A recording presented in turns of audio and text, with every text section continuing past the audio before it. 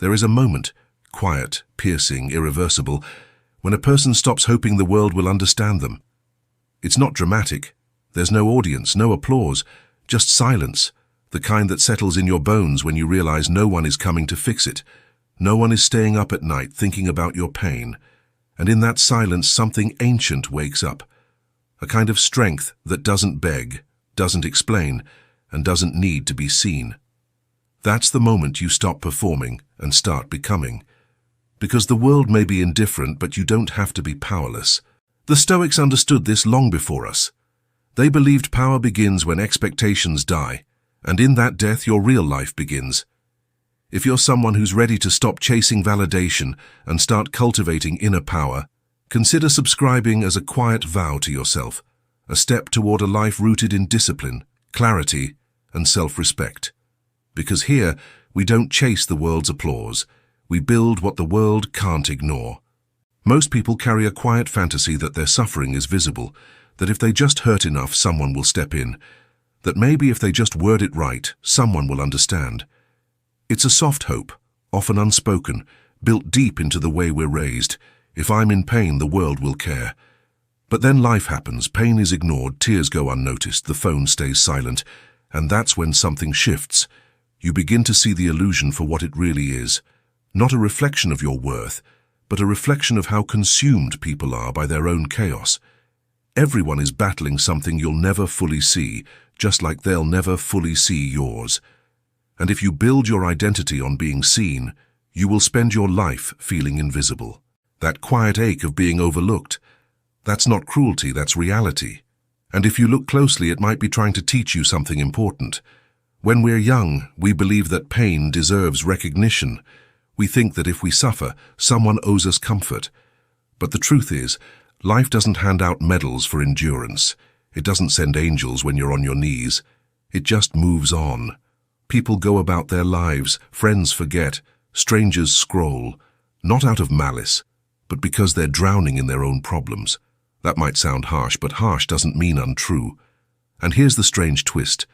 That realization, painful as it is the first step toward becoming free. Because once you stop expecting the world to respond to your pain, you stop waiting. You stop freezing your life in hopes that someone will notice you're stuck. You begin to move for reasons that have nothing to do with applause. Carl Jung once said, "The world will ask you who you are, and if you don't know, the world will tell you." But what he didn't say, what you learn through experience, is that most people don't ask because they care. They ask so they can fit you into a box that makes sense to them. They don't see you, they see their idea of you. And when you stop performing for that gaze, you finally start living for something real. There's a kind of sorrow that comes with realizing you're not the main character in anyone's story, but your own. It's not rejection, it's simply gravity. No one owes you understanding. No one is required to hold your hand through the fog. And while that can make the world feel colder, it also makes your inner world burn brighter, because now you're the one lighting the fire. No more waiting for someone to read between the lines of your silence. No more hoping that your quiet breakdown will be noticed and gently mended by someone who just happens to get it. You get it now, and that changes everything. That disappointment, the one that used to sting, becomes something else. It becomes clarity. And clarity is the first real freedom. This is where the Stoics found their strength, not in being untouched by pain, but in refusing to outsource their healing. Marcus Aurelius reminded himself daily, "Do not waste what remains of your life in speculating about your neighbors." In other words, stop hoping someone else will see your wounds and name your value. The more you focus on being seen, the less you see yourself. And ironically, the more invisible you become. You become noise in someone else's life, rather than signal in your own. But when you finally let go of the hope that others will witness your suffering and give it weight, that's when you begin to build something indestructible. Not because you're harder, but because you're clearer. You start noticing how much of your identity was shaped around being seen, around the belief that someone somewhere should care. And when they didn't, you took it personally. But here's the truth no one likes to admit. Just because people don't care doesn't mean you're unworthy. It just means they're human, flawed, overwhelmed, distracted, just like you. The game was never about being seen. It was about waking up to the fact that you were always watching.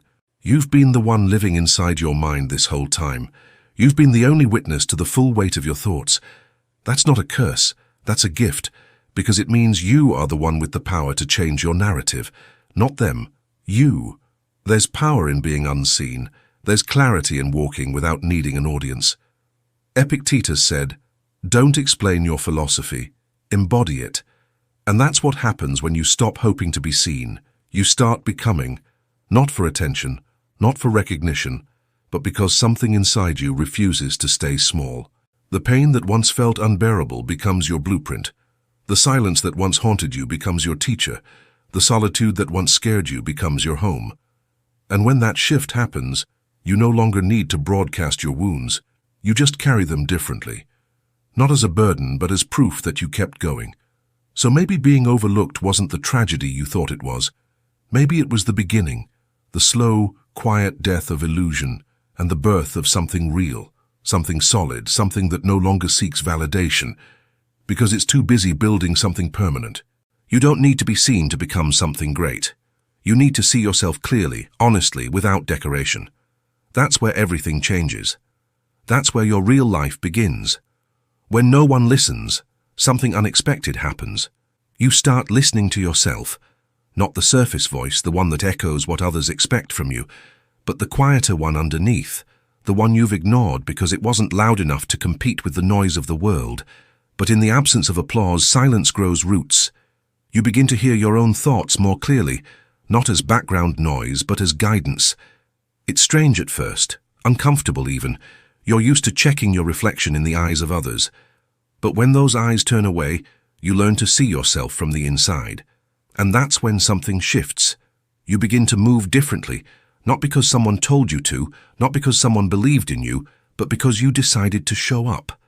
Without witnesses, without cheerleaders, without someone holding the door open. Self-reliance doesn't arrive in a burst of confidence. It arrives slowly, often disguised as loneliness. You wake up one day and realize no one's checking in, no one's asking how you're doing, and instead of falling apart, you start building. You begin taking yourself seriously, not because others do, but because you've grown tired of waiting. How many times have you paused your growth, hoping someone would give you permission to continue? Hoping they'd say it's the right time, the right move, the right direction. But what if that permission never comes? What if no one ever says you're ready? Would you stay frozen forever? Or would you finally claim the authority that was always yours? That's where real power begins, not in being chosen, but in choosing yourself. The world teaches us to seek validation like it's oxygen. But the Stoics knew that peace isn't found in popularity. It's found in discipline. Epictetus said, "No person is free who is not master of themselves." Freedom doesn't come from being supported. It comes from knowing that even when you aren't, you will continue. That even when the room is empty, you'll do the work anyway. And not out of bitterness, but because the work matters. Because you matter. When you understand that, showing up stops being a performance. It becomes an act of self-respect. And in that quiet, a new relationship forms, not with the world, but with your own mind. You begin to trust it more. You ask it what it needs. You listen to the fatigue in your body, the pull in your gut, the fire behind your chest. You stop outsourcing your intuition. You stop living reactively. Carl Jung once said, "Who looks outside dreams, who looks inside awakes." That awakening doesn't feel like a dramatic breakthrough. It feels like subtle, consistent decisions that build a foundation under your feet. You start keeping your promises to yourself. You go for the walk. You write the words. You say no when something drains you. These aren't loud acts, but they build something no one can see from the outside. Trust. And trust in yourself is the currency of freedom. There's a quiet kind of strength that develops when you realize you are your own backup plan, when the silence doesn't scare you anymore, when you don't need to announce your every move or explain your every feeling, when you don't beg for someone to notice that you're trying. Because you know the effort you're making. You know the storms you've walked through. You know what it took to still be here, choosing growth instead of collapse. That's not arrogance, that's integrity. You're no longer performing for the world, you're becoming for yourself. There will still be moments of doubt, Moments when you wish someone would say, "I see you," but now you don't depend on it. You no longer fall apart in its absence. You carry yourself with the quiet awareness that you've earned your own respect. And that's rare. That's what makes people pause when you enter a room, not because you demanded attention, but because your energy says, "I don't need it." Seneca once wrote, "The greatest empire is to rule oneself." And ruling yourself doesn't look like perfection. It looks like consistency in the face of invisibility. It looks like doing what matters, even when no one applauds. It looks like holding your standards high, even when no one is watching. When you build from that place, you're no longer dependent on external structure. You become the structure. You don't collapse when someone pulls away. You don't unravel when someone misunderstands you, because your foundation was never built on their understanding in the first place. It was built on clarity, on quiet decisions made in solitude, on the strength of waking up and moving forward again and again, because that's who you've chosen to become. And this is the most important part. Once you begin to rely on yourself in this way, you stop resenting others for not being who you needed. You release them. You stop waiting for them to return, to notice, to explain. You no longer tie your progress to their presence. You move regardless, not with coldness, but with grace. You become free not because the pain is gone, but because it no longer defines the path. You carry it, but it doesn't carry you. That's what true self-reliance looks like. Not an absence of need, but a deep inner steadiness that says, even if no one sees me, even if no one comes, even if no one helps, I will keep going because this life is mine to live, and I will not wait for anyone to give me permission to become who I was always meant to be. We live in a world that rewards exposure. Every feeling must be shared, every wound displayed, every moment of struggle turned into something others can comment on. The more visibly broken you are, the more attention you receive. But not all attention is healing. Some of it is hollow. Some of it keeps you dependent on being seen as wounded to feel connected. And slowly, without realizing it, you begin to perform your pain. You start editing your suffering, packaging it for sympathy. You turn real emotions into content thinking it will bring you closer to others, but it doesn't. It just makes your healing public property. What was once sacred becomes consumed. What was once your inner world becomes a storyline for others to follow and forget. There's a difference between honesty and emotional performance. One comes from depth, the other from habit. One is quiet, the other rehearsed, and most of us were never taught the difference. We confuse expression with healing. We think that just because we talk about it, we've worked through it. But sometimes the more you speak of a wound, the more it stays alive. Not everything needs to be narrated. Some things need to be felt, endured, integrated, in silence. The Stoics weren't emotionless. They were composed. They believed in feeling deeply, but without letting those feelings control the trajectory of their lives. Marcus Aurelius, in his Meditations, wrote, "Be like the cliff against which the waves continually break, but it stands firm and tames the fury of the water around it." He didn't mean suppress emotion. He meant, don't let it become a performance. Let it become presence. We've become conditioned to believe that silence is weakness, that if we don't express every feeling, we're hiding. But some things are not meant to be shared. Some parts of your story are sacred precisely because they belong only to you. Keeping something private doesn't mean you're ashamed. It means you're protecting something precious. And that unnerves people because silence can't be dissected. It can't be pitied or praised. It demands space. It creates mystery. And mystery, especially in a world addicted to access, feels threatening. Carl Jung spoke often of the shadow, the parts of ourselves we bury or project. But he also said, "Solitude is for me a fount of healing which makes my life worth living." The truth is, not every form of healing needs to be visible. Some of the deepest transformations happen when no one is watching. When you're sitting with your thoughts, when you're choosing not to respond, not to prove, not to explain, when you let your emotions pass through without needing them to be seen, liked or validated. That's not suppression, that's sovereignty. It's easy to mistake the loud for the strong, but strength isn't always loud. Sometimes it's quiet and still and completely uninterested in being understood. You don't have to prove your growth. You don't have to narrate your healing in real time. You can keep it to yourself and let the results speak later. And that patience, that refusal to perform, is what gives you power, because it means your peace isn't up for public negotiation. There's a kind of beauty in becoming unexplainable, in being someone who no longer shares every emotional bruise just to receive softness in return. You learn that not everyone deserves access to your struggle, not because you're hiding, but because you've stopped offering your pain as a way to earn connection. When you stop broadcasting your wounds, you stop attracting people who are only there to observe the damage, and slowly, you begin attracting people who respect what you've built in silence.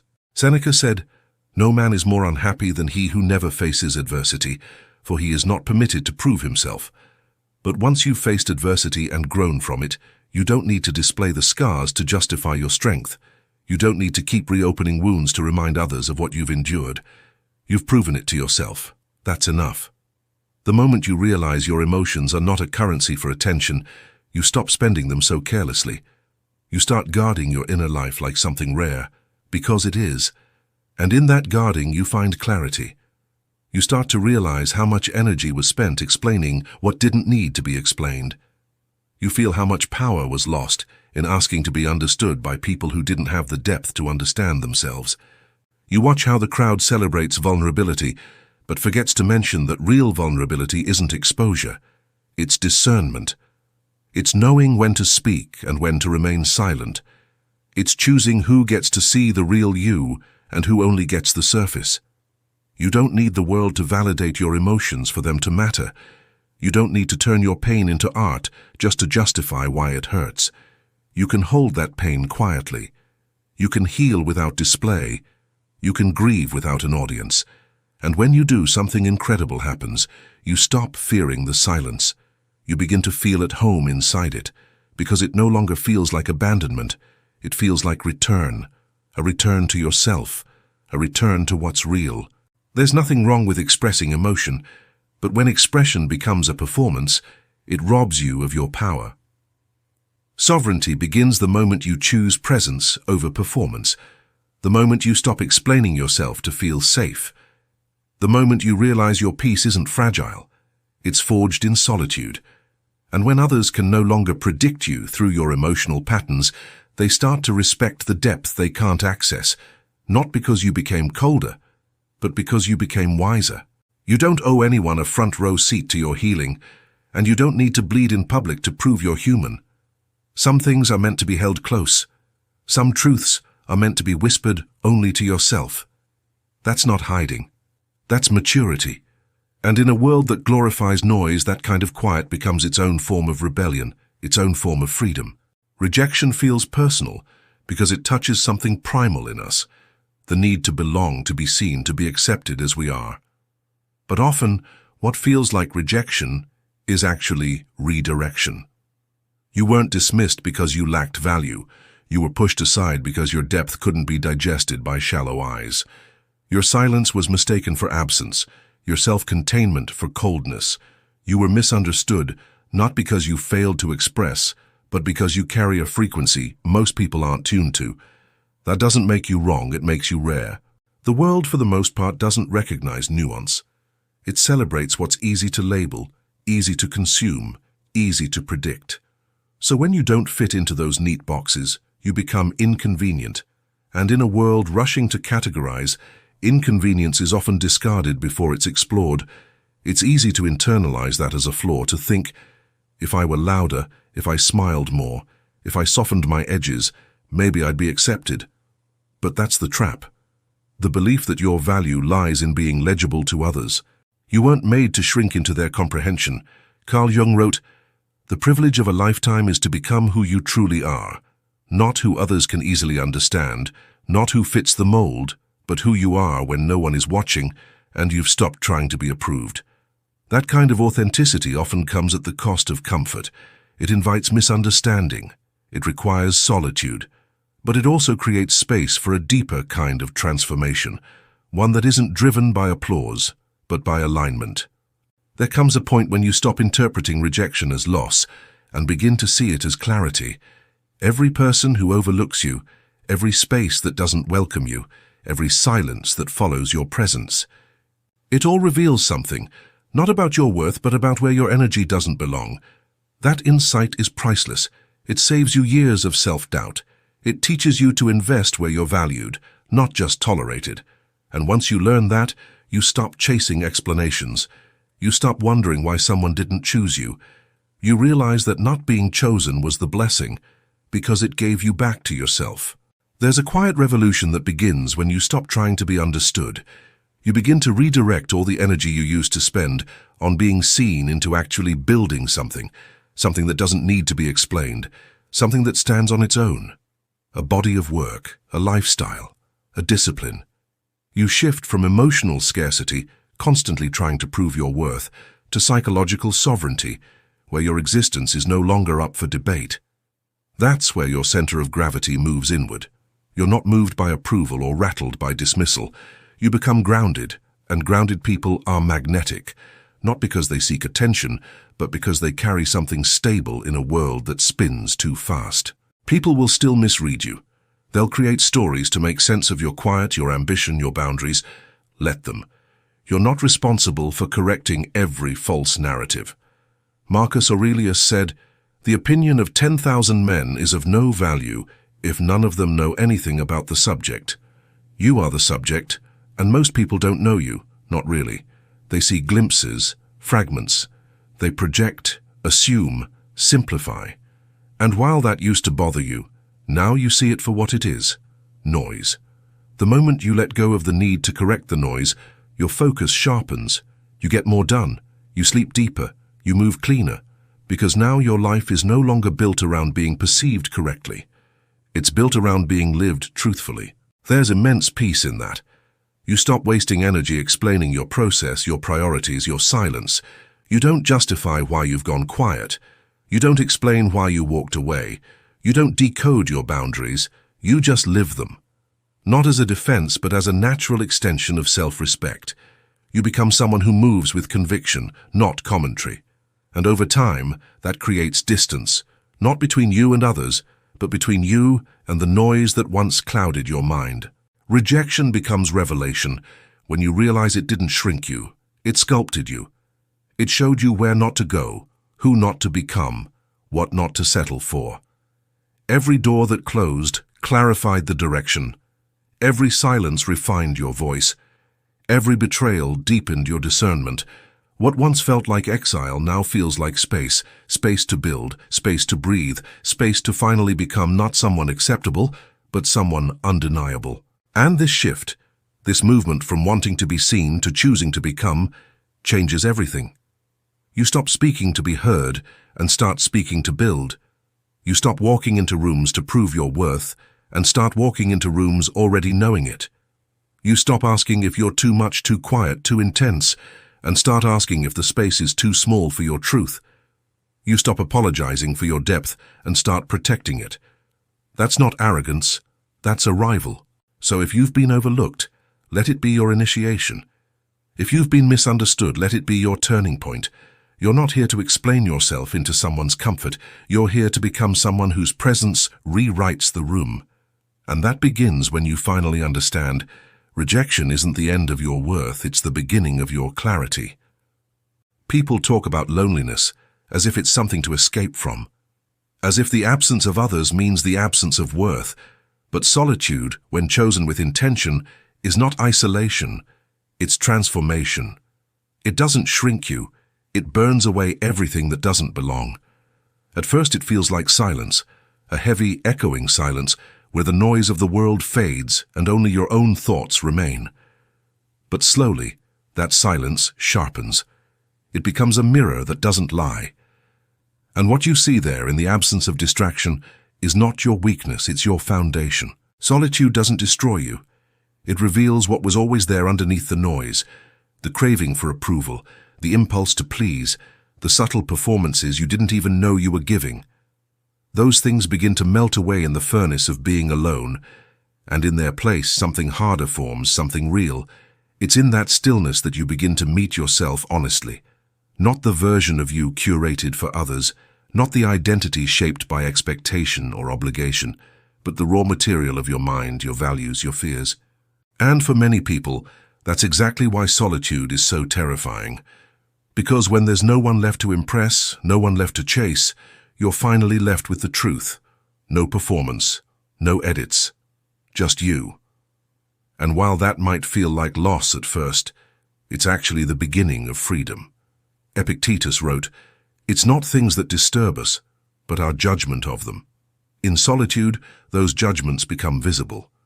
You start to realize how many of your thoughts aren't yours, how many of your fears came from someone else's voice, how much of your identity was built on avoiding rejection rather than seeking truth.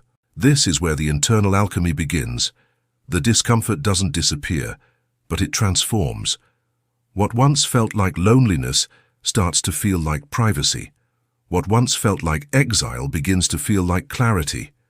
You start hearing your own voice louder than the world's opinions, and that voice, uncensored, unpolished, unafraid, teaches you how to live.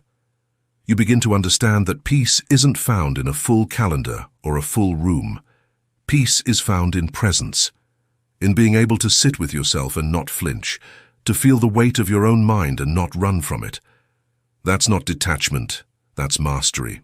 Carl Jung said, "The man who looks outside dreams, the man who looks inside awakens." Solitude is what forces you to look inward, to awaken. And with that awakening comes a kind of responsibility. You can no longer blame the noise for your confusion. You can't blame others for your stagnation. It's just you now, and that's where the power begins, because the moment you stop externalizing your life, you reclaim the ability to direct it. You're no longer waiting for someone to come save you, validate you, or guide you. You start building your compass from the inside out, and that compass points to something sturdier than attention. It points to integrity. Most people avoid solitude because they don't like what they feel when everything else is stripped away. But that discomfort is exactly what makes the process necessary. You don't become strong by avoiding yourself.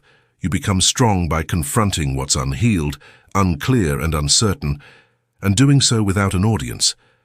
That's the difference between solitude and isolation. Isolation is running away. Solitude is running deeper.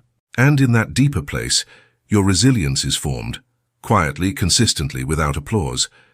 You begin to make decisions differently, not from a place of, will this be accepted, but from a place of, does this align?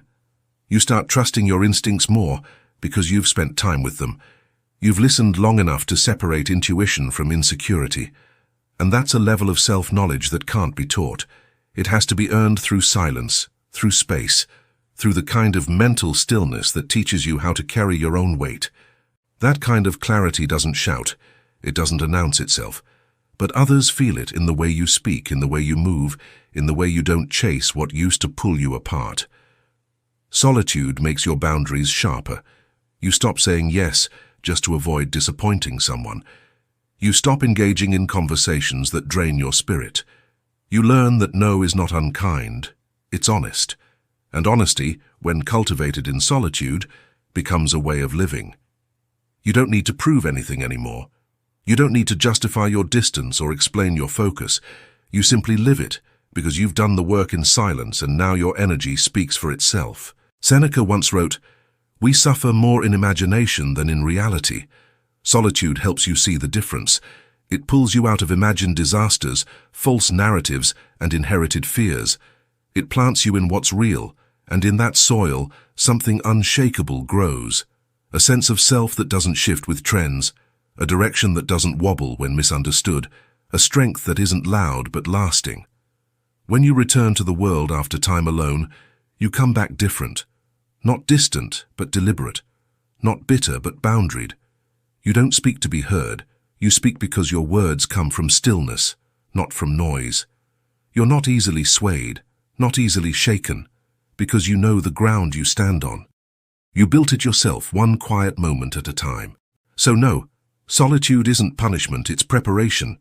It's the training ground for self-trust, self-respect, and self-direction. It's not where life ends, it's where it begins to deepen.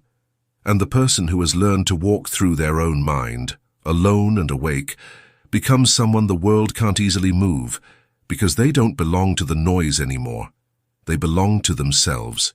There comes a quiet turning point in every life, where the version of you that once felt essential begins to fall apart. Not with a dramatic crash, but with a slow, undeniable erosion. The old self, the one who needed approval, who bent to fit into spaces too small, who rehearsed words just to be liked, that self begins to feel heavy, outdated, false. You try to carry it a little longer, out of habit, out of fear, maybe even out of guilt, but it drags, it stiffens, and eventually it begins to rot. That's not failure, that's evolution. When something dies within you, it isn't always a loss. Sometimes it's the first breath of something deeper, the start of a more honest existence. At first, it's disorienting. You don't feel quite like yourself anymore, but you also can't go back. The mask doesn't fit. The old patterns feel exhausting. You say less, but what you say carries more weight. You stop explaining, not because you have nothing to say, but because you no longer feel the need to be understood by everyone. The chase for approval fades, and in its place something steady begins to grow. You move with more intent. You don't fill silence out of nervousness. You don't perform your personality to make people more comfortable. You simply stand like a mountain, still, watchful, unmoved. It's strange how people respond when this shift happens. Some distance themselves, others question what changed. They'll say you seem colder, more distant, less fun. What they're really sensing is that you've stopped making yourself available for emotional labor you never consented to in the first place. You've withdrawn from the game of constant reassurance, of being overly palatable. You're no longer addicted to being liked, and that absence makes people uncomfortable because now they can no longer predict you. And unpredictability in someone who once conformed feels threatening to those still clinging to old versions of who you were. But here's what they don't see. That version of you needed to go. It needed to fall away so you could finally move freely, so you could stop editing your truth to fit someone else's narrative. Carl Jung once wrote, "We cannot change anything unless we accept it. Condemnation does not liberate, it oppresses." You didn't kill your old self out of hatred, you outgrew it out of truth. You stopped condemning your need for space, your desire for solitude, your craving for a simpler, quieter strength. And in that acceptance, the old self was released, not as a punishment, but as a rite of passage. You don't need to explain this process to others. The people who truly understand won't ask, and those who don't were never meant to walk with this next version of you anyway. You start to notice who respects your silence and who only knew you for your noise. You realize who valued your essence and who only loved your accessibility. That clarity is painful, but necessary. It separates the seasonal from the lifelong. It refines your circle. It clears the emotional clutter you were too polite to discard, and it makes space for alignment.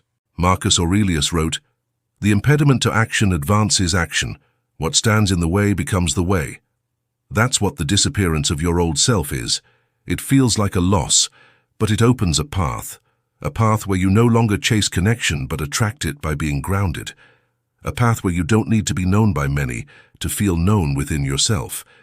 You don't seek mirrors in others anymore. You found your own reflection, and it's enough. There's something sacred about becoming someone who no longer needs to announce their change. You don't post about it. You don't campaign for recognition. You just live differently, and the difference becomes impossible to ignore. People feel it in your energy, your decisions, your detachment from petty dramas. They sense a calmness in you that can't be faked, because it came at a cost. It was earned in the quiet dismantling of your former self, in the nights you doubted everything and still chose to continue, in the moments where you wanted to explain but chose instead to evolve. You're no longer triggered by the same things. You're no longer drawn to the same conversations. You no longer feel the pull to be constantly available, and at first that feels like loneliness. But then it becomes something else, freedom. Because you realize you were never really connected to those people, those places, or those roles. You were connected to who you had to become in order to stay there, and now that person is gone. Seneca said, "Every new beginning comes from some other beginning's end." This isn't just a shift in mindset, it's a rebirth. And like all rebirths, it's quiet at first, underrated, uncelebrated, but incredibly real. And with time, it becomes undeniable. Not because you announce it, but because you embody it. You become someone who moves with quiet authority, who doesn't need to explain their values because they live them. Someone whose absence speaks just as loudly as their presence used to, not out of pride, but out of peace. The old self was necessary. It got you here. It learned the hard lessons, absorbed the wounds, fought for belonging, but its time is over. You don't owe it anything except gratitude and release, and now, in its place, you stand clearer, stronger, unapologetically you, no longer looking back for validation, no longer reaching forward in desperation, but grounded here, now, whole. And that, more than anything, is what makes you impossible to categorize. Because you've stopped being what the world told you to be, you've become who you were always meant to be. True presence doesn't come from how much you say or how loudly you say it. It comes from how little you need to say. There's a kind of quiet power in someone who has stopped seeking validation, a kind of weight in their stillness. You feel it when they walk into a room and don't try to control the space. They simply are. They don't need to announce their presence because their energy carries it for them. They don't push to be noticed, yet they're the one people watch. It's not arrogance. It's not performance. It's the confidence of someone who's no longer hungry for permission to exist in a world obsessed with appearances. That kind of restraint is rare, and because it's rare, it's magnetic. You begin to realize that real strength is quiet, not hidden, but uninterested in performance. It's the product of someone who has met their fear and sat with it. Someone who has walked through pain without turning it into a show. Someone who doesn't need to posture or puff up, because they're not operating from a place of insecurity. They've already faced the abyss and came back without needing to prove anything to anyone. Carl Jung once said, "A man who has not passed through the inferno of his passions has never overcome them." When you've done that kind of internal work, it changes how you move. It changes how you speak, or how often you choose not to. Because now silence becomes a statement. You stop reacting to every opinion. You stop defending your every move. You let go of the compulsion to clarify yourself to those committed to misunderstanding you, not out of apathy, but out of alignment. You understand now that if someone doesn't feel your value, no amount of words will make them see it. And if someone does feel your value, you won't have to convince them. So you conserve your energy. You speak only when it matters, and when you do speak, people listen. Not because you're louder, but because you're selective. Your words weren't scattered, they were earned. They weren't about being heard, they were about expressing something real, something rooted. There's a power in that detachment, not the cold kind that pushes people away, but the self-contained kind that doesn't cling to outcomes. When you no longer rely on people to affirm your worth, you free them from the responsibility of carrying your identity, and you free yourself from the constant tug of needing to be liked, validated, or praised. That freedom makes you light, but it also makes you heavy in the eyes of others, because now your self-possession is something they can feel, and it unsettles people who are still measuring themselves through the eyes of others, because when they meet someone who doesn't need the crowd, they're forced to face the fact that they might still be living for it. Marcus Aurelius wrote, "Waste no more time arguing about what a good person should be one." That's the essence of commanding without words. You don't try to be impressive, you just embody what you value. And the irony is, when you stop trying to be impressive, you often become unforgettable. Not because you shouted, but because your silence had depth, because your stillness had direction, because you weren't trying to win the room, you were rooted in something deeper than performance. People mistake detachment for disinterest, but true detachment is the highest form of clarity.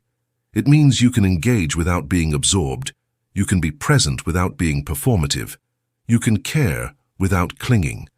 And that clarity speaks louder than charisma, because when someone can't be shaken by judgment, can't be baited into overreacting, can't be swayed by flattery or criticism, they start to feel like an immovable force. And we don't just respect forces, we adjust ourselves around them. This is what sets apart the grounded from the attention-hungry. The grounded don't compete for the spotlight because they carry their own light. They're not chasing the next compliment or performance-based connection. They're building something quiet, but lasting, something that doesn't crumble when the room goes silent, something that doesn't shift with public opinion. And people notice. They always do. Because in a culture that rewards the loud, the steady become mysterious. The ones who don't need to prove themselves start to feel like they've already proven something far more important: self-mastery. There's no need to chase recognition when you move with intention. No need to explain your pace when you trust your timing. The less you say, the more room others have to feel what you are. And when your presence is built on depth, not performance, it leaves an imprint, not because it was loud, but because it was grounded. Epictetus said, "First say to yourself what you would be, and then do what you have to do." Quiet power is built on that principle. You decide who you are, and then you live it. Not for applause, but for alignment. So if you've ever wondered why certain people command attention without asking for it, this is why. They don't chase it. They don't ask for it. They simply move in alignment with who they are. And that kind of presence, grounded in inner stillness, always speaks louder than noise. It doesn't need to shout. It just is. There's a strange kind of freedom that arrives the moment you stop needing care, not because you've become bitter or numb, but because you've finally outgrown the illusion that your strength should depend on how others treat you. It's the point where a subtle but permanent shift happens inside. The world no longer has the same power to shake you. Its silence doesn't unsettle you. Its applause doesn't seduce you. You begin to move from a different place, from a center that doesn't ask for permission, doesn't beg to be seen, and doesn't fall apart when it's ignored. That's the paradox. You only gain real power when you stop needing to be rescued, not from pain, but from the discomfort of being alone in your truth. For a long time, we're taught to believe that care from others equals safety, that we must be heard to feel real, understood to feel valid, held to feel whole. But there's a deeper truth underneath all of that. The truth that power isn't something given to you by attention, love, or recognition. It's something built in silence, brick by brick, with the choices you make when no one's watching. That's why once you stop craving the emotional resources of others, something remarkable happens. You start becoming your own source, and when you do, you realize you were never powerless. You were just waiting for permission to be strong. Carl Jung once said, "The most terrifying thing is to accept oneself completely." And that's where this new form of power begins, with acceptance, not just of your strengths, but your fears, your darkness, your disappointment, your unmet needs. You accept that maybe they won't ever understand you, that maybe no one will love you exactly the way you've always wanted. And rather than fight it, you exhale. You stop resisting what is. You stop trying to control how others feel about you. And in that surrender, a new kind of control emerges, not over people or outcomes, but over yourself. You stop explaining things that don't need to be explained. You stop handing out pieces of your soul in exchange for temporary comfort. You no longer make yourself smaller to be digestible. You no longer bend your voice to avoid tension. You simply stand in your life, unfolded, unedited, and let the chips fall where they may. Some people will fall away, some will come closer. But none of that changes who you are, because now you are the one who defines your worth. You've stopped outsourcing it. You've stopped chasing love as proof of existence. And because of that, you're no longer fragile. You're rooted. It doesn't mean you stop feeling. It doesn't mean you wall yourself off or walk through life untouched. It means you stop expecting external care to fix what only internal clarity can. You stop making your healing a group project. You understand now that peace is built alone, and it's maintained by protecting that solitude, not by constantly inviting others into it to validate your progress. You no longer need to be mirrored in someone else's eyes to know you're whole. The mirror is now internal, and it doesn't distort. You also stop fearing disconnection, because the deepest connection, the one with yourself, has already been established. That's what makes you strong, not cold, not distant, but self-contained. People can come and go. You can love and be loved. But your foundation doesn't shake with their presence or their withdrawal. That's not detachment from life, it's engagement on your own terms. And that's what true autonomy looks like. You stop being a guest in your own mind. You become the architect. Marcus Aurelius once wrote, You have power over your mind, not outside events. Realize this, and you will find strength. When your attention is no longer hooked by who notices you, who cares, who claps, or who stays, you redirect that energy inward, not in isolation, but in intention. You start asking different questions. Not, why did they treat me that way? But what can I build with what's left? You start turning your pain into discipline, your silence into strategy, your disappointments into design. Because you're not stuck anymore. You're not frozen, waiting for the next wave of validation to carry you forward. You've become the current. This kind of power, this grounded, quiet, untouchable strength, isn't something that's handed to you by good fortune or the right people. It's forged in the moment you stop needing others to meet you, and instead meet yourself where you are. And from that meeting place, something more honest rises, a self that's no longer edited to please, a direction that's no longer influenced by fear of being misunderstood, a life that's finally yours, not borrowed from others' expectations, but owned. You become someone who moves with clarity, not desperation. Someone who can hold space for their own emotions without leaking them into every interaction. Someone who doesn't crumble when the applause stops, because you never built your rhythm around their noise. You don't need to be followed to feel like you're going somewhere. You know where you're going, and that's why people start to feel your gravity. Not because you demand it, but because you no longer need it. And that's rare. So when you stop needing care, don't mistake that shift for loss. It's a return, a reclaiming, a sharpening. You've taken back the most important thing, the ability to guide yourself, to walk through disappointment without folding, to be unseen without disappearing, to be misunderstood without self-abandonment. That's where everything changes. That's when life starts to move in your favor, not because the world suddenly understands you, but because you've stopped needing it to. And in that space you become something unshakable, not because you were born that way, but because you chose it again and again, until your mind finally believed you were already enough. You don't need to be seen to become powerful. You don't need to be understood to become whole. The moment you stop waiting for the world to care is the moment you begin to shape yourself into something it can't ignore, quietly, fully, unapologetically. Thank you for walking this path with me today and for being a part of Stoic Journal. If this message spoke to you, there's another video on your screen right now that will take you even deeper. Watch it next. Keep building, keep becoming.